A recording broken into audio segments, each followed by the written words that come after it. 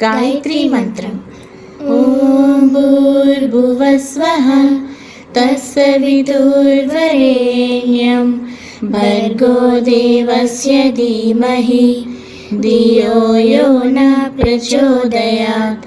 ॐ भूर्भुवस्वः तत्सवितुर्वरेण्यं भर्गो देवस्य धीमहि धियो यो न प्रचोदयात्। ॐ भूर्भुवस्वः तत्सवितुर्वरेण्यं भर्गो देवस्य धीमहि धियो यो न प्रचोदयात्।